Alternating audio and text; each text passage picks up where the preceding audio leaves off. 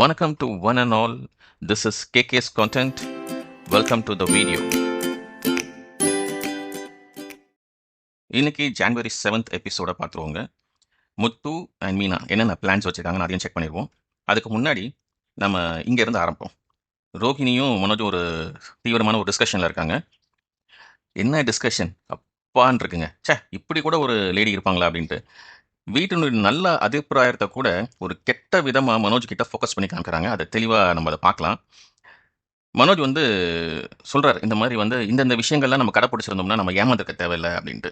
உடனே ரோகிணிக்கு கோவம் வந்துருது. அப்போ நான் தான் வேணும்னு எல்லாம் செஞ்சேனா? உங்கள் வீட்டில் எல்லாரும் நல்லவங்களா, கரெக்டாக இருக்காங்களா அப்படின்னு சொல்லி கேட்குறாங்க. இல்லை இல்லை இல்லை இல்லை, நான் அப்படி சொல்ல வரல. மீனா கூட வந்து கோயில் வாசலில் இருக்கும்போது தண்ணி வந்து கீழே கொட்டிருச்சு. அது அந்த நேரத்தில் பணம் கொடுக்க வேணான்னு சொன்னா. அப்போ நான் அவ நல்லவ, நான் கெட்டவனா? இந்த மாதிரி ஒரு காம்பினேஷன்ஸ் கம்பேரிட்டிவாக போயிட்டே இருக்கு ரோகிணி கிட்ட. மனோஜ் வந்து அவங்க கோவப்படுறதுனால, சரி கீழே நீதாம்மா கரெக்டு, இப்போ நம்ம என்ன செய்யலாம் சொல்லு.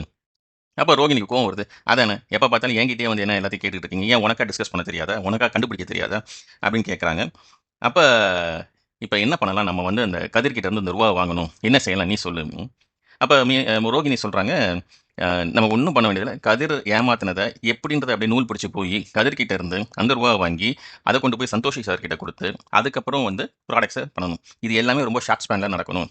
இதுதான் கரெக்டு. இந்த பணத்தை சந்தோஷி சார் கிட்ட கொடுக்கறதுக்கு முன்னாடி நம்ம வீட்டில் அண்ணாமலை அங்கிள் கிட்ட காமிச்சிடணும் அப்படின்னு சொல்லி சொல்கிறாங்க. ஆனால் மனோஜுக்கு அதன் உடன்பாடு இல்லை. அது எப்படி அவ்வளோ ஃபாஸ்ட்டாக கண்டுபிடிக்க முடியும்? அது எப்படி அதை அவ்வளோ கொண்டு போய் அங்கே சந்தோஷி சார்ட்ட கொடுக்கணும், இதை அம்மாட்டால கொடுக்கணும் இப்படின்னு சொல்லி ஒரு நெகோசியேஷன் போகுது. அங்கே ரோகிணி ரொம்ப கோவப்பட்டு, ஆமாம் உனக்கு இதே வேலை இதே மாதிரியே இருந்துக்கிட்டே ஒன்றும் உருப்படாது அப்படின்னு சொல்கிறாங்க. சரி சரி சரி, நீ சொல்கிற மாதிரி செஞ்சிருவோம். ஆனால் எனக்கு அதில் ஒரு சின்ன இஷ்யூ இருக்குது, நான் சொல்லலாமா அப்படின்னு. சரி சொல்லு அப்படின்னு சொன்னோன்னே, ஏன் அதை அந்த 30 லட்சத்தை உங்கள் அப்பா கிட்டே கேட்கலாமே ரோகிணி அப்படின்னு சொல்லி மனோஜ் கேட்க சொல்கிறாரு. பயங்கர பஸ் அவுட் ஆகிறாங்க ரோகிணி அதை கேட்டோன்னே. என்ன எங்கள் அப்பா வந்து ஜெயிலில் உட்காந்து பண மிஷினை வச்சுட்டு இருக்காரு, இல்லை பேங்க் நடத்திட்டு இருக்காரா அப்படின்னு கேட்டு கோவப்பட்டு சொன்னோடனே மனோஜ் வந்து சரி சரி நம்ம பிளான் படி கதிரை கொண்டு போய் பிடிப்போம் அப்படின்னு சொல்லிட்டு மைண்ட் வாய்ஸ்லேயே போகிறாரு. எப்படி கொண்டு போய் பிடிக்க போகிறோன்னு தெரியல அப்படின்ட்டு. அடுத்தது இந்த கல்யாண மண்டபத்தோடைய ஸ்டேஜ் பேக்ட்ராப்பை டெக்கரேட் பண்ணுற அந்த மேடம் வந்துருவாங்க. அவங்க ஒரு வீட்டுக்குள்ளே போகிறாங்க. அது வீடு கொஞ்சம் பணக்கார வீடு. ஆக்டர், அதாவது சீரியல் ஆக்டரோட வீடு அது. உள்ளே போயிட்டு, சார் இந்த மாதிரி போரூரில் ஒரு கல்யாண மண்டபம் இருக்குது, அந்த மேனேஜர் சொன்னார் இந்த மாதிரி இந்த இதுக்கு டெக்கரேஷன் பண்ணணுன்ட்டு, அதுக்கு தான் நான் உங்களை நேராக பார்க்க வந்திருக்கேன் அப்படின்னு சொல்லி இன்ட்ரோடியூஸ் பண்ணிக்கிறாங்க அந்த சீரியல் ஆக்டர் கிட்ட. அவர் உடனே வாங்க மேடம் உட்காருங்க, என்ன விஷயம் அப்படின்னு. ஸோ ஐ திங்க் இந்த இடத்துல நம்ம சொல்ல வேண்டியது, இந்த சீரியல் ஆக்டரை தான் ஒரு சஸ்பெக்டாக நம்ம வைக்கலாம். பார்க்கலாம் எப்படி போகுது இந்த இடத்துல. அப்போது இவங்க 2 பேரும் ஒரு டிஸ்கஷன் பண்ணிக்கிறாங்க. அப்போ சீரியல் ஆக்டர் சொல்கிறாரு, சரிங்க மேடம் நீங்களே பண்ணுங்கள், பட் இருந்தாலும் வந்து அந்த டெக்கரேஷன் பார்ட்டெல்லாம் வந்து என் தங்கச்சிக்கிட்ட தான் நீங்கள் டிஸ்கஸ் பண்ணணும். அப்போ இந்த சீரியல் ஆக்டர் செலிபிரிட்டிக்கு ஒரு சிஸ்டர் இருக்காங்க, அவங்களுக்கு தான் இப்போ கல்யாணம் அப்படின்றது தெளிவாக சொல்லிட்டாரு. அப்போ சரிங்க sir, okay thank you so much அப்படின்னு சொல்லிட்டு இவங்க பட்ஜெட்லாம் கேட்குறாங்க. இல்லை இல்லை நீங்கள் அது எல்லாமே வந்து என்னோட தங்கச்சிட்ட டிஸ்கஸ் பண்ணிக்கோங்க, ஒன்றும் பிரச்சனை இல்லை, and you carry forward with this அப்படின்னோடனே அவங்க அவங்களோட விசிட்டிங் கார்டு எடுத்து இவர்கிட்ட கொடுத்துட்டு தேங்க்யூ சொல்லிட்டு வெளியே வந்துடுறாங்க. அப்போ வெளியே வரும்போது பார்த்தீங்கன்னா மீனா வந்துடுறாங்க. மீனா வந்து ஒரு ஒரு சின்ன வேற ஒரு இன்சிடென்ட்டுக்காக வராங்க. என்னென்னா நம்ம முத்து ஏற்கனவே சொல்லியிருப்பாரு, அந்த கதிரனுடைய வீட்டுக்குள்ளே வந்து ஒரு செலிபிரிட்டி வந்துட்டு போகிறதாக அந்த இளநீ கடைக்காரர் சொல்லியிருப்பார் இல்லையா, அவர் வந்துட்டு போனதுக்காக இந்த வீடை ஃபாலோ பண்ணி இவங்க நூல் பிடிச்சி வந்திருப்பாங்க. உள்ளே போகிறதுக்கு காரணமே வந்து பூ கொடுத்து அந்த வீட்டில் என்ன நடக்குது அப்படின்றத கண்டுபிடிக்கிறதுக்காக தான். ஸோ மீனா உள்ளே போவாங்க, அந்த செலிபிரிட்டியை பார்க்குறாங்க. சார் அப்போ சொல்கிறாங்க, இந்த மாதிரி நான் இந்த தெரு ஃபுல்லாக பூ போட்டுட்ருக்கேன் சார், காலையில் வந்து கொடுத்துருவேன், நீங்கள் வந்து சாமி படத்துக்கு போட்டிங்கன்னா உங்கள் வீடு சுபட்சமாக இருக்கும் அப்படின்னு சொல்லி அவங்க சில எக்ஸ்ப்ளனேஷன்லாம் சொல்லுவாங்க. உடனே அந்த செலிபிரிட்டி ஓகேங்க இதெல்லாம் என்னங்க இருக்குது, நான் எவ்வளோ சார் பூ போடுறேன்னு கேட்குறேன். அவர் வந்து உடனே நீங்கள் ஒரு 200 ருபீஸ்க்கு நீங்கள் டெய்லி வந்து பூ போட்டுட்டு போங்க அப்படின்னோடனே, அப்போ சொல்லுவாங்க, யார்கிட்ட சார் நான் இதை கொடுக்கணும், என்னோடய ஒய்ஃப் வெளியில் போயிருக்காங்க, அவங்க காலையில் வந்துருவாங்க, ஐ மீன் காலையில் அவைலபிளாக இருப்பாங்க டெய்லி, நீங்கள் அவங்ககிட்டயே பேசி அவங்ககிட்டயே வந்து ரூபா வாங்கிக்கலாம்னு சொல்லிட்டு அவங்க முடிச்சுட்டு டிஸ்கஷனோட போயிடுவாங்க. அப்போ வெளியே வரும்போது அந்த டெக்கரேஷன் அம்மா வந்து அங்கே நிற்பாங்க. அப்போ மீனாவை பார்த்துட்டு, ஏண்டி உனக்கு வேலை இல்லையா, நான் போகிற இடத்துக்குலாம் நீ வருவியா நூலை பிடிச்சிக்கிட்டு அப்படின்னு கேட்பாங்க. நான் என்னங்க பண்ணேன், நான் வந்து வேற ஒரு விஷயம் சொல்ல மாட்டாங்க, நான் வந்துட்டு போனதுக்கு வந்து பேசுவாங்க. அதுக்குள்ளே அந்த அம்மா இங்கே கல்யாணம் நடக்க போகுதுன்னு தெரிஞ்சுக்கிட்டு இந்த டெக்கரேஷனையும் வாங்க வந்திருக்க அப்படின்னோடனே மீனாக்கு கோவம் வந்துடும். ஆக்சுவலாக அவங்க வந்து பூ போடுறதுக்கு தான் வந்திருக்காங்க.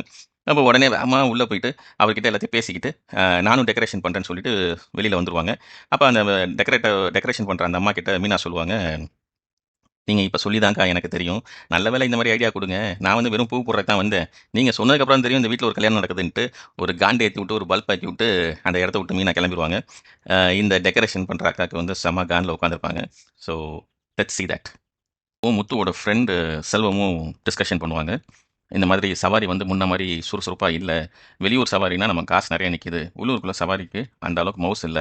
இப்ப நம்ம என்ன செய்யலாம்? அப்படின்னு சொல்லி ஒரு டிஸ்கஷன் போகும். அந்த டிஸ்கஷன்ல முத்துவோட ஃப்ரெண்ட் செல்வம் சொல்லுவாரு, "நம்ம ஏன் நம்ம driving licence sorry driving school ஆரம்பிக்கக்கூடாது?" அப்படின்னு கேட்பாரு. இது சூப்பர் ஐடியாவா இருக்கேப்பா! யார்ப்பா இது சொன்னது உனக்கு?" "இல்லடா இந்த மாரி கொஞ்சம் இது குறைஞ்சுக்கிட்டே வருதுல்ல வியாபாரம். அப்ப நம்ம அடுத்து ஒரு செகண்ட் பிசினஸ் வச்சுக்கிட்டா நல்லது தானே." "அது கூட நல்லா இருக்கேடா" அப்படின்னு சொல்லி முத்து சொல்லுவாரு. "சரி அப்ப என்ன செய்யணும்?" "இல்லடா இது வேற ஒண்ணும் இல்ல. இதுக்கு வந்து என்னோட தெரிஞ்ச ஒரு ஃப்ரெண்ட் வந்து அவருடைய இந்த டிரைவிங் ஸ்கூல் வந்து சேலுக்கு வந்திருக்கு. நம்ம அத பர்ச்சேஸ் பண்ணிக்கலாம் அப்படின்னு சொல்லுவாரு. இதுல ஒரு சின்ன இஷ்யூ இருக்குங்க. இவர் பர்ச்சேஸ் பண்ற அந்த டிரைவிங் டிரைவிங் ஸ்கூல, அதுல ஏற்கனவே அது வாடகைக்கு தானே அந்த இடம் இருக்கணும். ஆனா இங்க பாருங்க, மேற்கொண்டு டிஸ்கஷன்ல அந்த வாடகை இடத்த பத்தியே பேச மாட்டாங்க. இல்ல அவரோட சொந்த இடத்த பத்தியும் பேச மாட்டாங்க. டிரைவிங் ஸ்கூல் வச்சிருக்காரு. அது சேலுக்கு வந்திருக்கு. அப்ப செல்வம் சொல்லுவாரு, முத்து கிட்ட இந்த மாரி வந்து சேலுக்கு வந்திருக்கு. அப்ப சரிடா அத வாங்கிருவோம் அப்படின்னுவாரு. ஆனா இதுக்கு ஒரு ஆஃபீஸ் வேணுமேன்னு சொல்லுவாரு செல்வம். அப்ப இது ஒரு பெரிய மைனஸ் பாயிண்ட் தானங்க அந்த இடத்துல. ஸோ ஆஃபீஸ் வைக்கணும் அப்படின்னு. அப்ப அந்த ஆஃபீஸ்லயே நடத்த வேண்டியது தானே. அது எதுக்கு இன்னொரு ஆஃபீஸ் ரூம் பார்க்கணும்? ஸோ அப்ப செல்வம் சொல்லுவாரு, "அப்ப நம்ம உன் வீட்ல வச்சுக்குவோமாடா? ஏன்னா அந்த ஏரியா தான் வந்து நமக்கு டிரைவிங்க்குலாம் ஈஸியா இருக்கும். டிராஃபிக்கே இருக்காது. டிரைவர்ஸ் கூப்பிட்டு அ கத்துக் குடுக்குறதுக்கு ஈஸியா இருக்கும்" அப்படின்னு. அப்ப முத்து சொல்லுவாரு, "ஆமாண்டா இது கூட நல்ல ஐடியா. நம்ம வீட்லயே வச்சுக்கலாம். ஆனா ஒரு பெரிய இஷ்யூ. டான்ஸ்கார அம்மா டான்ஸ் ஆடியே நம்மள கொன்றும். வீட்டுக்குள்ள விடவே விடாது நம்மள. அதுவும் நான் ஒரு எக்ஸ்ட்ரா ஒரு வியாபாரம் செய்றேன்னு சொன்னா, அதுக்கு புகஞ்சிட்டு வந்துரும். யார்றா அந்த டான்ஸ்கார அம்மான்னு கேட்பாரு. இல்லடா எங்க அம்மா தான் அது அப்படின்னுவாரு. சரி, சரி அதுவும் சரிதான். அப்ப வேற என்ன பண்ணலாம்? கொஞ்சம் யோசிப்போம்டா. இல்லடா ரொம்ப யோசிக்க வேணாம். கஷ்டமா இருக்குன்னா விட்டுருவோம்னு சொல்லி செல்வம் சொல்லுவாரு. இல்ல, இல்ல. நீ சூப்பரா ஒரு ஐடியா குடுத்துருக்க. இது என்னன்னு பார்ப்போம். எங்க அம்மாட்ட கரெக்ட்டா நேரம் வரும்போது நான் இத தெளிவா பேசுறேன் அப்படின்னு சொல்லி சொல்லிருவாரு. டிஸ்கஸ் பண்ணிட்டு இருக்கும்போது கரெக்ட்டா மீனா என்ட்ரி குடுப்பாங்க. மீனா கேட்பாங்க, "என்னங்க டிஸ்கஸ் பண்ணிட்டு இருக்கீங்க? எல்லாரும் நின்னுட்டு சவாரி போலயான்னு?" கேட்கும்போது, "இல்ல மீனா ஒண்ணும் சவாரி ரொம்ப இல்ல இன்னைக்கு. நேத்தும் இல்லன்னு சொன்னீங்க." "ஆமா இன்னைக்கு கொஞ்சம் கம்மியா தான் இருக்கு. அதுக்கு தான் செல்வம் ஒரு ஐடியா குடுத்தான். நம்ம ஒரு டிரைவிங் ஸ்கூல் ஆரம்பிச்சா என்ன?" அப்படின்ட்டு. "ஏங்க இது கூட செம்ம ஐடியாவா இருக்கேங்க." அப்படின்னு சொல்லி மீனா சந்தோஷப்படுவாங்க. ஆ ஆனா இதுல ஒரு சிக்கல் இருக்கு மீனா. டிரைவிங் ஸ்கூல் ஆரம்பிக்கணும்னா, நம்ம ஏரியால தான் ஆரம்பிக்கணும். அங்க தான் டிராஃபிக் இருக்காது. ஆமாங்க அதுவும் கரெக்ட் தான். ஆனா இதுல என்ன சிக்கல் இருக்கு? செல்வம் சொல்றான், நம்ம வீட்ல தான் வந்து ஆஃபீஸா வைக்கணும். ஏன்னா, நம்ம ஒரு ஆஃபீஸ் வச்சு விசிட்டிங் கார்ட் குடுத்து, அதுக்குள்ள மக்கள் வந்து உட்கார்ந்து பேசுறது, வைக்கிறது, டிரைவிங்ஸ்ல ஸ்கூலினுடைய இஷ்யூஸ் எல்லாம் நம்ம சொல்லிக் குடுக்குறது, எல்லாமே இருக்கு. ஸோ நமக்கு ஒரு ஆஃபீஸ் வேணும். அது வீட்டுக்குள்ள வச்சா தான் சரியா வரும். ஆமா, நீங்க சொன்னது சரிதான். சிக்கல் வரதான் செய்யும். அத்தை விடமாட்டாங்க. என்ன செய்யலாம்? அதுக்கு தான் செல்வத்த கொஞ்சம் வெயிட் பண்ணுன்னேன். அதுக்குள்ளயே அவன் டிராப் பண்ணிருவோம் வேண்டாம் அப்டின்னா, இல்லங்க இத டிராப்லாம் பண்ணாதீங்க. இத நம்ம என்னன்றத பார்ப்போம்ன்னு சொல்லி மீனா அத சொல்லுவாங்க. இத எதுவும் டிராப் பண்ணிறாதீங்க. நல்ல ஐடியான்னு சொல்லிட்டு, அவங்க இந்த புதுசா அந்த செலிபிரிட்டிட்ட போய் பூ குடுத்தாங்க இல்லையா? அத பத்தி டிஸ்கஸ் பண்ணுவாங்க முத்துக்கிட்ட. அந்த வீட்டுக்குள்ள போய் நான் பூவ குடுத்துட்டேங்க. எப்படி இருந்தாரு ஆள பார்க்கறக்குன்னு முத்து கேட்கும்போது, அதெல்லாம் ஒண்ணுமே பிரச்சனை இல்லங்க. வாங்க உட்காருங்க. காஃபி குடிக்கிறீங்களா? வேற எதுவும் வேணுமான்னு கேட்கறாரு. பூ ரூ. 200 போட சொல்லியிருக்காரு. இத விட சந்தோஷமான விஷயம் எனக்கு என்னங்க இருக்கு அதுல? ஆளும் சூப்பரா இருக்காரு. நல்ல ஒரு கேரக்டரா தெரியுது அப்படின்னு முத்து உடனே, "ஆமா, என்ன கூட தான் நீ ரவுடின்ன. அப்புறம் பாரு நான் நல்லவனா இருக்கேன். இப்ப அவன நல்லவனா இருக்குன்னு சொல்ற. அவன் நாளைக்கு ரவுடியா இருந்தானா நீ என்ன செய்வ?" அப்படின்னோனே செல்வம் உடனே கிண்டல் அடிப்பார். "ஏன்டா முத்து உனக்கு இந்த வேலை? அவங்க சொல்றத தான் கேளேன். அவ்வளோ தூரம் உனக்கு ஒரு வேலை பார்த்து குடுத்துட்டு இருக்காங்க. இப்போ வந்துகிட்டு திரும்ப அதே மாரியே பேசிக்கிட்டு இருக்க." "சரிடா, சரிடான்னோனே" மீனா சொல்லுவாங்க, "எனக்கு தெரிஞ்சு இந்த இடத்த நம்ம டார்கெட் பண்ணோம்னா கரெக்ட்டா ஃபாலோ பண்ணி அந்த கதிர புடிச்சிடலாம்னு நெனைக்கிறேங்க. நான் இன்னும் கொஞ்சம் உள்ள பேசி பார்க்குறேன். இப்ப தானே லீடு கிடைச்சிருக்கு. அதுக்கப்புறம் நான் உங்களுக்கு மெல்ல மெல்ல நெறைய விஷயங்கள் சொல்றேன். நம்ம என்னன்னு பார்த்துருவோம்." அப்படின்னோனே முத்து சொல்லுவாரு, "அடுத்த தடவ நீ பூ போடும்போதோ, இல்ல 2 நாள் 2 தடவ 3 தடவைக்கு அப்புறம் நீ பூ போட வரும்போது என்ன கூப்பிட்டு போ. நானும் சில வார்த்தைகள் பேசி என்னன்றத நம்ம மெதுவா தெரிஞ்சுக்கலாம். அப்பதான் கதிர நம்ம பிடிக்க முடியும்னோனே." மீனா இதுவும் நல்லா இருக்கேங்க. அப்படி கூட செய்யலாம் அப்படின்னு சொல்லிட்டு சொல்லி முடிச்சுருவாங்க. மனோஜும், ரோகிணியும் உள்ள என்டர் ஆகும்போது விஜயா ஹால்ல இருப்பாங்க. அந்நேரம் லேசா ஒரு பரபரப்பா ஒரு கோவத்தோட ரோகிணிட்ட கேட்பாங்க. "என்னம்மா ஆச்சு? என்ன ஆச்சு? பணம் கிடைச்சதா? இல்லையான்னு?" அப்ப ரோகிணி சொல்லுவாங்க, "ஏங்க உங்க அம்மா கொஞ்சம் கோவமா இருக்காங்கன்னு நெனைக்கிறேன்." "ஆமாமா உள்ள வா, உள்ள வா நம்ம பேசிக்கிடுவோன்ட்டு." சொல்லுங்க ஆன்ட்டி." "பணம் கிடைச்சதான்னு கேட்டேன்." "இல்ல ஆன்ட்டி இன்னும் கிடைக்கல. நாங்க ட்ரை பண்ணிட்டு தான் இருக்கோம்." "என்னடா மனோஜ் இப்படி சொன்னா என்ன அர்த்தம்?" "இல்லம்மா நாங்க ட்ரை பண்ணிட்டு தான் இருக்கோம். பணம் கட்டாயமா கிடைச்சிரும்." "எப்படி கிடைக்கும்? எதுவும் அரேஞ்ச் பண்ணியிருக்கீங்களா?" "இல்ல ஆன்ட்டி இன்னும் எதுவும் அரேஞ்ச் பண்ணல. அதுக்கு உண்டான வேலைகள் தான் பார்த்துக்கிட்டு இருக்கோம்." "வேலைகள் பார்க்குறியா? நான் தான் உங்க அப்பா கிட்டயே கேட்க சொன்னேனே. நீ கேட்கலையா இன்னும்?"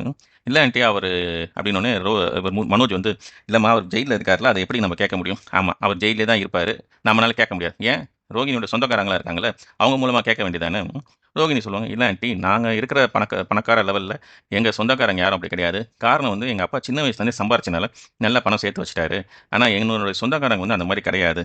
என்னம்மா நீ சொல்லிக்கிட்டு இருக்க? எனக்கு ஒண்ணுமே புரியல. ஏன் இந்த மாரி பண்ணிட்டு இருக்கீங்கன்னு தெரியல. இப்ப மனோஜ் வந்து ஒரு ஐடியா சொல்லவாம்மா அப்படின்னு கேட்பாரு. சொல்லு, சொல்லு அப்படின்னு. இல்லம்மா அந்த கதிர் என்னை ஏமாத்திட்டு போனானே அந்த ரூ. 30,00,000 அந்த ரூ. 30,00,000 நம்ம எப்படியாவது வாங்கி, அத கொண்டு வந்து குடுத்துட்டோம்னா சரியா போயிரும்ல அப்படின்னு. டேய் ஏதாவது நடக்கிற மாரி பேசுடா. என்னடா பண்ணிட்டு இருக்க?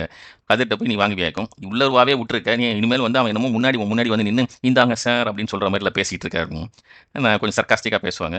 ரோகிணிக்கு என்ன சொல்றதுன்னு தெரியாது. "இல்ல ஆன்ட்டி நாங்க ஏதாவது பண்ணுவோம். எனக்கு தெரியாது. பணம் குடுத்தா தான் வீட்ல மரியாதை. இல்லன்னா அசிங்கப்படுத்திக்கிட்டே தான் இருப்பான். நம்மனால ஒண்ணும் செய்ய முடியாதுன்னு" கோவமா போயிருவாங்க. ஸோ மீனாவும், முத்துவும் உள்ள வருவாங்க வீட்டுக்குள்ள. அப்ப அண்ணாமலை கேட்பாரு, "என்னடா இன்னைக்கு இவ்ளோ சீக்கிரம் வந்துட்ட?" அப்படின்ட்டு.